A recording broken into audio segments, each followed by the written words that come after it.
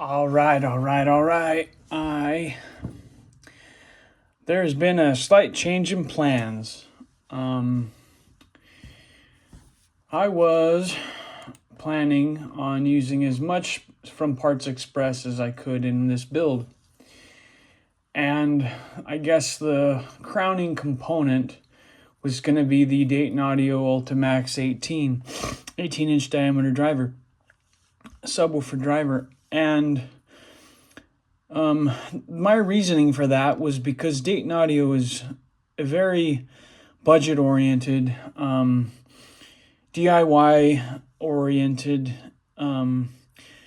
company, and they make a ton of different things, and they've got a wide variety of high-frequency tweeters, compression, like bullet tweeters, and they've got tons of mid-range drivers, little 2-inch, 3-inch, 4-inch, 5-inch. They've got PA equipment, PA subwoofers, mid-range drivers. They've got just a huge variety, and they have for years. And there's no bells and whistles. There's no hype. There's no frills. It doesn't look like they're spending a lot of R&D or even budget or money in chrome or fancy logo design. And I like that. I like that most of their stuff doesn't even have a logo on it. Like if I scroll through and look at this driver, they've got logoing on the back, but the front is just clean. And I just really like that aesthetic. I get that they do polish up the back of the motor structure and they'll put their logo on it, and that's fine. Like it's subtle, it's tasteful. It's like it's out of sight, out of mind anyway. But well, I was hoping to try and get some kind of a sponsorship. Like they've got Parts Express has an ambassador program for people who have a presence on social media, and I really think that I am nobody, and that I'm not going to be a good advertising mechanism for them. So I just don't know that I'll get anything. But, I thought I may as well try. I may as well do something rather than just moping and moaning and wishing that I could have something. It's like, I'm here. I'm making videos. So if I was to buy 4 of these at $350 a piece, that would come out to $1,400 just for the subwoofer drivers. In the SPL bass head, very motivated, very passionate, very dedicated cardio enthusiasts, these are considered entry level. A 1,200 watt subwoofer is entry level. 2,000 watt, 3,000 watt, those are powerhouse subwoofers, and 1,200 watt driver just doesn't tickle the fancy of really dedicated personnel. Now, I have a personal opinion regarding the wattage rating of drivers, but my experience is not with the sole purpose of generating high SPL numbers on a meter. So I do admit some level of ignorance, or I do see that in those applications the necessity for high energy capable subwoofer drivers. I, even now with a dedicated build, I'm still not necessarily trying to be as loud as possible at all costs. I personally, at the moment, we'll see how time goes, as time goes by, but at the moment, a goal of 155 dB SPL at 20 hertz, it sounds like I won't ever really need to do more than that. That's demo exciting. That's, hair trick status. And I should be able to only mildly modify the vehicle to make it withstand those pressures. At least I'd like to think. It's not clear to me that I'd be breaking windows at that point. So that was kind of the idea. And I should be able to do that with this van with just a lot of cone area and relatively low electrical energy. So 4 1,200 watt subs for a 4,800 watt theoretical power requirement it's like it's tangible, it's doable financially, and it's not going to require an insanely modified electrical system or battery bank. Like, it will require some for sure, but not, you know, nothing that's, you know, nothing I shouldn't be able to conquer with a little bit of financial resources. So the initial plan was this. I think they're attractive drivers. I really like the dual separated spiders. I think that the surround on these drivers is a little bit over the top. It is just a hair, like, those are massive in person. It's a little silly. I'm not convinced that it's quite necessary. If this driver was capable of 32 millimeters of excursion, I'd say that surround's like 1.5 inches tall. I wonder if there's specific content in here. It's a really tall surround. It is a very tall surround structure. But the dual spiders makes me happy. It's got lots of little techie things to give it performance characteristics. It's got a nice heavy-duty flat wound quad. Like, I think it's a phenomenal driver. And the fact, I actually do think that this thing is capable of the extreme abuse that I would intend to put through it. I think that it would hold up. Maybe I'm wrong. Maybe this single layer carbon fiber diaphragm just is not, as the cone, just is not up to the task. Excuse me. I would like the chance to try it, but okay. So where are we going with this video? I'm actually not going to use these drivers. I found another driver that just continually searching for options and alternatives and just looking for other drivers on the market. I happened across SoundQubed has a sale going on right now that is just absolutely amazing. So their HDS 2.3 series 18-inch subwoofers are on sale, like, at the time of me recording this video, 6/22 of 26. I think that they're sold out, or there's minimum purchase 1 unit. Yeah. At the time I was gonna buy these, they had 9 of them. I've since communicated with people on social media, and I know at least one other guy who was buying a couple of them. So I'm pretty sure that these are darn near sold out, or maybe it's just the way they're doing business. At $200 a piece, you put 4 of them in a shopping cart, and that's $800. That is $600 less than I was anticipating with the Dayton Audio driver. And $600 is almost an amplifier. Like, it's a substantial amount of kit. Like, oops, where am I going? I can afford, I mean, $600 savings is just a ton. So I thought, man, when I hemmed and hawed over it for a day or two, honestly, I do not have the finances to do this.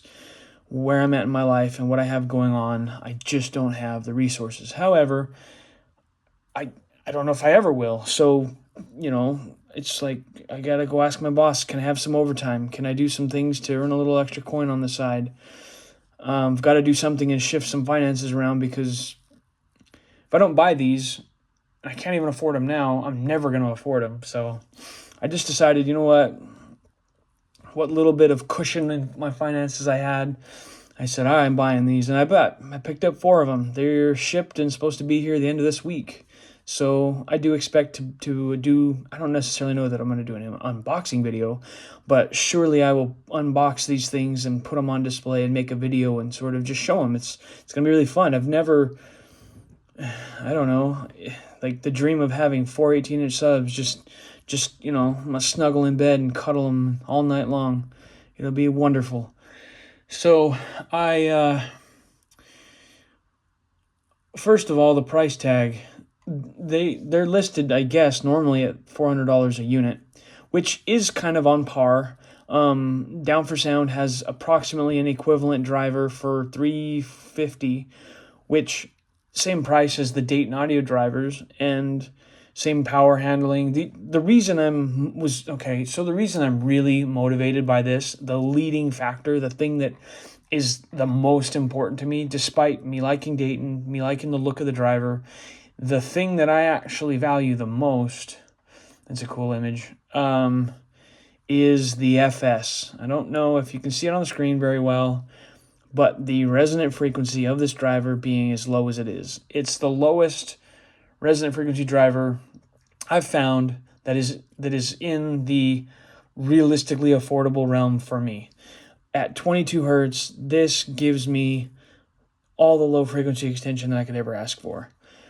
And it, based on what I think I know, this is a critical factor, and I'll try to demonstrate why I think that this is so significantly powerful when we look at the modeling, how it models in some speaker modeling software. So for now, that's like the most important aspect of these drivers to me was their low FS and a relatively high X-Max. Like, I think 32 millimeters would be really cool. Not exactly sure what technically it requires to have a driver that is viable with a one-way linear X-Max of 32 millimeters. I know that, like, Rockford's got a T2 driver that's 32 millimeters. I know Sundown's got drivers that are incredibly high viable X-Max, where their BL is, still 70-80% at those points. Well, anyway, there just aren't that many drivers. The Down for Sound driver is like a 34, 32, 34. I don't know. It's fairly high FS, and it doesn't model well. It might perform better than it models, but I'm just aiming at a low FS driver. Well, this driver here has an FS that's still high, but it's at least under 30 or right around 30 hertz. It's low compared to a lot of the drivers that are similar categorically. And I've even been warned by some people online that it has such a low FS makes it dangerous in the low frequency realm, which is weird, and I'll talk about my opinion of that maybe in this video. But it just kind of depends, I guess, on some of the design parameters of the enclosure. But it having a relatively low FS, at least as I recall, and I'm not going to pull up other pages while I'm making this video, I believe that it's probably the lowest FS that I've seen of a driver that's like, I guess, viable. And so this might be the most viable, kind of more SPL branded, competition branded sound equipment. So at any rate, dude, the price was just, $200. It's like I said, okay, so $600 off of what it would cost me for 4 Dayton audio drivers. And like I said, $600 is a freaking lot of money. Like you can do a lot with it. I might be able to afford a cheap conventional lead acid battery bank for $600 that would get me, an hour of runtime. There's just a lot of options with $600. So I pulled the trigger. I bought some, and they'll be here this week. Let's talk about the way that it models. Look, if anybody ever watches these videos, I really hope people do. I wish I was more entertaining. I wish I was more charismatic. I wish I was more driven to do a better job with editing and sort of polishing a product that, beyond my stuttering and him and hawing and the BS of my videos. I'm hoping that there's content here. So maybe let's try and generate some content. Let's look at modeling these two. So I'm going to adjust my camera here, my phone. I'm going to make an adjustment. I'm going to try to zoom in and just focus. Let's see what we got here. Let's just focus on the graph. So I modeled the enclosure that I have built already. I don't know how to do this. Just a bass reflex ported enclosure that's in the van right now, and I'm just piecing together the wall structures and trying to sort out the best way to make it hopefully sufficiently integral and rigid and also be removable. Okay. I modeled that enclosure with both the Dayton audio drivers and then the SoundQubed HDS 3.2 18-inch driver. The red trace here represents the Dayton audio driver, and the orange trace represents the SoundQubed drivers. So you can see that there's a smoother roll-off or a wider band of frequency range that the Dayton audio driver with the red trace is representing here. And one of the reasons that I'm a fan of the Dayton driver is when I've modeled it compared to lots of other drivers, even other Dayton audio drivers, this Ultimax 18 has this really sweet looking, wide sweeping curve. And every other driver, especially drivers with higher and higher FSs, have a tendency to be a little bit peakier, and then they're much quicker to roll off down low, which is a little bit counterintuitive because a lot of the people who I've talked to that kind of are cautioning me about Dayton audio driver being a very soft suspension driver, or even these SoundQubed drivers having a soft suspension driver, which generates a lower FS, causes them to unload at or below your tuning frequency very quickly, and you can destroy them. You can crash them. And like, I guess that's true and that makes sense, but it also is what it takes if you want to play low frequencies. You need a softer, more compliant suspension that constitutes a resonance much lower. So I'm very confident that mid-range drivers, high frequency drivers, you don't want to play them at or below their resonant frequencies. You always want them to be, is it mass loaded, for best performance. And I think that like tweeters, you want, an octave above resonant frequency or higher for optimum performance. I think that's a somewhat accepted standard, whether it's in home theater or pro audio. And I'm not necessarily going to speak for car audio because it's complicated, but I'd like to think that principle is somewhat universal. You tend to want to tune to and play frequencies above resonant frequency for best response, best performance. And that's why I want a low FS subwoofer driver. Well, every time I've ever modeled and tried to tune a box or, achieve low frequencies that are below, certainly with subwoofers, that are below resonant frequency, I get behavior more like this orange trace here, where you do get a pretty powerful spike, like, I don't know, there's a dB or two at the resonant frequency, at the tune frequency of the enclosure. Okay, so the enclosure I built is tuned to 21.5, basically 22 hertz.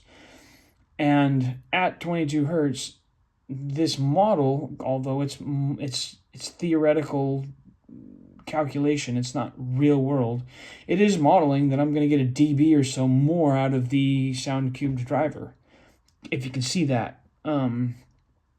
Which, if I'm just trying to peg a meter, the SoundQubed driver seems like the winner. I'm really not. Although I'm interested in it, I'm willing to do it, and I'm excited to see if I can generate a high SPL number. It's not my focus. I want the most incredible low frequencies I can get. Like, I'm obsessed with 15 to 30 hertz. It's so much fun. And the way this models, it's a trade-off. Just based on the way it models, the Dayton appears to have a little better extension below, somewhere between 14 and 18 hertz. We get a little bit more output at the cost of a dB at the resonant frequency. Why that is, I don't know. Why I put in the parameters of the drivers, I've double-checked everything, and this behavior is constant. I've modeled Down for Sound, I've modeled a couple of other drivers historically, and they all model this way, which is one of the reasons I'm like, Dayton's my jam. Because this curve, it just looks better. It pleases me. It doesn't quite have such a sharp unpleasant spike. There's a smoothness there. Let's look at acoustical power. They're based on being rated at the same power rating. Their acoustical power representation, the amount of power you can apply, they both model basically the same. Somewhere around, let's see if we can move this. Somewhere around, this is just modeling software, right? Somewhere around 19 hertz, 18 hertz, you go from able to apply roughly full power, 4,800 watts as modeled, and immediately you have to start dropping off. And by the time you reach what I predict to be usable extension, about 15 hertz, modeling software says that you're gonna have to decrease down to about 200 watts of use, in an attempt to protect your drivers from crashing. I've been using the term crashing. As modeled, let's look at the cone displacement. So this is kind of interesting, and this could just be some flaw in the modeling software. I'm not entirely sure. Both drivers model very similarly. Let's just say we started at 100 hertz. As you drop in frequency, the cone excursion increases, and right around 31 hertz is what the modeling software is saying. We get a peak in excursion above tuning frequency. And somewhere around 31 hertz, we're going to start decreasing in cone excursion as the port of the enclosure starts to take over, and the resonance causes the drivers to move less. The impedance starts to really climb in the enclosure, or it's like almost a back EMF, right? There's like an acoustical load on the driver that starts to occur as you reach the port tune, the tuning frequency of the enclosure, right? And so this models with both drivers basically reaching what's being modeled as 14 millimeters of excursion at about 31. Let's call it 30 hertz. Let's just call it 30 hertz. Based on my experience, I've talked about this in other videos. For whatever reason, the Basebox 6 Pro, it's conservative in excursion. I actually believe to see double the amount of excursion in this region right here, which that's how I determine how large I want my enclosure. I admit I disregard the QTC spec almost entirely. I am literally focusing on achieving Xmax within, when I'm designing an enclosure, Xmax is really more what I'm focusing on rather than QTC. And maybe I'm a fool, maybe I'm missing the mark, but I tend to like the tonality that I get, whatever the QTC ends up being. I am pulling most of my punch and snap for bass sounds out of my mid-range. Not that I'm playing my mid-range in low frequencies, I'm just working hard to get a time alignment so that those snaps can be achieved through a correct time alignment, if that makes any sense. Well, so what are we seeing here? 14 millimeters and 14 and 14, 28 millimeters of excursion. And that's why I built the enclosure the size I built it. I predict that we're going to get roughly Xmax at the max rated power of these drivers, so they should thermally be able to withstand it. And I should be roughly at Xmax, which is like a nice star alignment, so that I'm able to get the most VD, the most volumetric displacement of the drivers without thermally overloading them. And I happen to have the enclosure space to achieve that. As we go down in frequency here, it models with me getting somewhere around 9 millimeters of excursion at tuning frequency. Both drivers, this is what's weird. I'm going to talk about it because I see it and I don't know what to do about it. Both drivers quickly spike to 28, 30 millimeters of excursion as modeled here at the 15 hertz mark, which seems to correlate to what I experienced in my pickup truck, that I am getting usable acoustical load whether it's the enclosure or the sub by itself or the combination, there's still some acoustical load down to 15 hertz. I'm able to, generate borderline hair tricks. What did someone say? Baby hair tricks at roughly 15 hertz. But below that, I get absolutely nothing. I do not know why this models and shows the orange trace, which is the SoundQubed driver, as stopping its excursion increase. I do not know why it seems to think that the excursion will not continue to rise. That's kind of a bizarre thing. I'm not entirely sure what that means. Basically, it's showing that it'll never achieve Xmax. There's some flaw there, and I've tried to repeat this process, re-enter the data, and it did it both times. So I don't know what that means. I think it's interesting. You can see, I don't know what to do with that, but vent velocity of the port of the enclosure that I have built, for some reason it's showing that I'm going to get, like, let's go back here. I'm going to have, 2 millimeters more excursion out of the SoundQubed driver based on this modeling. And I'm also going to have a couple of meters per second more of port velocity, vent velocity, with the SoundQubed drivers at resonant frequency. It's also interesting to me to note that even though I've tuned the enclosure, let's see here. Oh, this modeling software knows the tuning frequency. Like, it's showing me the results. The FS, well, the FB, the low frequency, I guess FB is like tune frequency, right? Is 21.5 hertz. Both enclosures, I guess they're a hair different. The SoundQubed, maybe the drivers are bigger, because you input the displacement so that the enclosure can be calculated subtracting the displacement of the drivers, right? So for whatever reason, I guess there's more mass, and that causes the the enclosure to be slightly smaller and the tuning frequency to be a little bit higher. I guess I'm not going to look into it that much. Anyway, the tuning frequency should be this is 20 hertz trace. Tuning frequency should be over here. And for some reason, the peak vent velocity of that enclosure with the Dayton audio driver is showing closer to the 15 hertz. I mean, it's like halfway between 15 hertz and 22 hertz. And that's kind of interesting. I do seem to get that behavior. Like, the enclosure in my truck does give me, like, port velocity, acoustical loading in my truck at a fair amount below the tuning frequency. I don't know if that's something to do with the nature of that Dayton driver. I mean, it appears to be based on modeling, where I've got a much narrower band of usable port velocity with that SoundQubed driver. It may just have to do with some of the way that these driver specs, properties, whatever the terminology you want to use, causes this to behave. And I still think that the way the Dayton models is significant.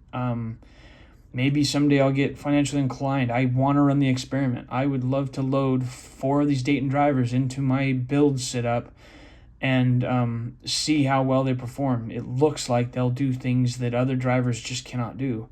And if they'll hold up to the pressure, then that makes them a very viable driver that I have every intention of pushing people to use in a car audio, entry-level SPL category. I am definitely confident that you'll never use a Dayton Audio Ultimax driver for real SPL competition. Like, if you're trying to win, if you're really trying to win, it's not really a thing. I get that. You're never, I get it. It's not going to happen. The driver can't handle it. But for entry level, for somebody whose only goal is 155 dB or so, I think there's a chance that driver is suitable. So we've talked about the differences, and it matters to me. Well, I don't necessarily think that this is a deal breaker. At the end of the day, I'm on a budget, like a super tight budget. So regardless of how it models, it's not clear to me that I'll ever be able to afford four of these Dayton Audio drivers. And until I get some kind of sponsorship from them, I've got to go with what I can afford. And I've said this before, I'm not a brand snob. Like, I'll buy whatever I can afford, the best thing that I can afford. And I've got four of these babies en route to be here at the end of this week. I think they look... there is a trait that might be desirable with these. They claim to have a higher X-Max by a measly 2 millimeters, but it's still there nonetheless. And if it's true, if I do get a 2 millimeter increase in usable displacement, that's going to be a valuable thing to have. That's a goal. The more VD that I can generate, the better. And that's the whole point of running 418s. And so I do like these drivers for that reason. I guess I get one of the drivers I've modeled is the Scar Audio, has a entry level 1200 watt driver, and I think that they boast 24 millimeters. 24 millimeters of excursion is a very common listing for a lot of drivers, and it's not uncommon, but it's harder to find an entry level 1200 watt rated driver that's still capable of 30 millimeters of excursion. So this driver looks good. I was just reading this just now. One of the things that makes the HDS 3.2 stand out compared to their 3.1 is that I guess their 3.1, the previous generation of this driver, had a resonant frequency of 35 hertz. And I think 29 hertz is high, but it's definitely a lot better than 35 hertz. And if this would have been their 3.1 series, I probably still would have bought it because the price is unbeatable. But it would have broke my heart, the resonant frequency being that high. It would have made this even more of a peaky mess. That's my understanding. But being that it's called 29, and what is this, like with a stiff suspension? It's not obvious what it'll soften up to, which I guess that this is probably also rated that way. Maybe the Dayton Audio has like an 18 hertz, 16 hertz resonant frequency once the suspension loosens up. I don't know. I'm not an expert. I don't know. I don't believe that these specs are as broken in, which to me they should be. Like all of these Theo small parameters should be after whatever constitutes a true break-in. And I think the jury's out on the whole break-in process. Some people say it matters, some people say it doesn't.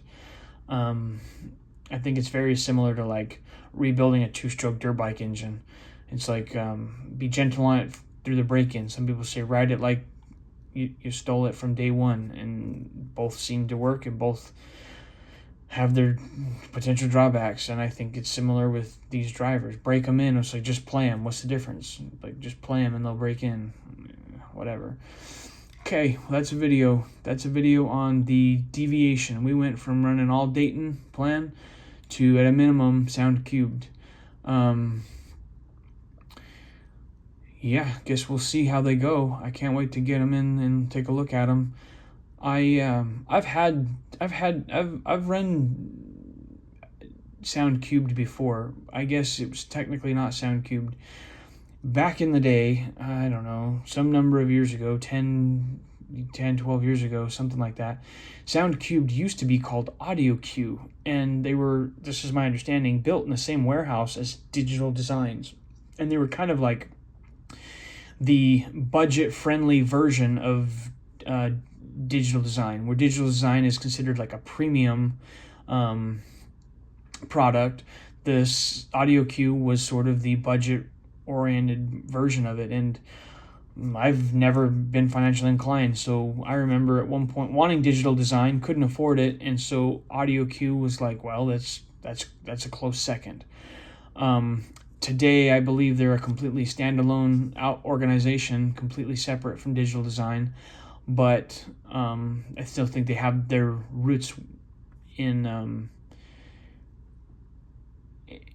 Sound Competition SPL kit.